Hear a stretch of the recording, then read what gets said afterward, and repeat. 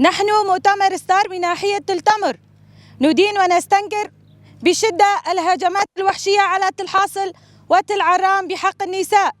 ما يجري في تل عران وتل حاصل ليس مجرد انتهاكات عابرة، بل يمثل اعتداء خطيرا على المدنيين ومحاولة لفرض واقع جديد بالقوة عبر الاعتقالات التعسفية والانتهاكات التي طالت النساء والشبان، بينهم والدة مسنة، بما يهدد السلم الأهلي ويقوض أسس العدالة والشراكة الوطنية.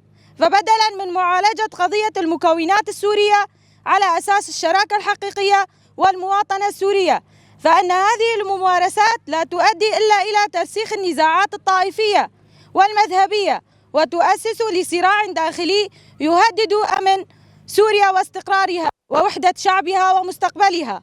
نطالب بوقف جميع فورا والإفراج عن المعتقلين تعسفيا وفتح تحقيق مستقل وشفاف لمحاسبة جميع المسؤولين عن هذه الانتهاكات وضمان حماية المدنيين وحقهم في البقاء على أرضهم بكرامة وأمان.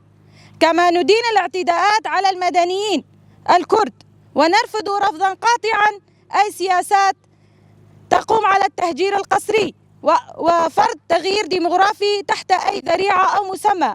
جنجيان آزادي، جنجيان آزادي، برخوادان جيانه، برخوادان جیانه، برخوادان جيانه، برخوادان جیانه، جنجيان آزادي. آزادی.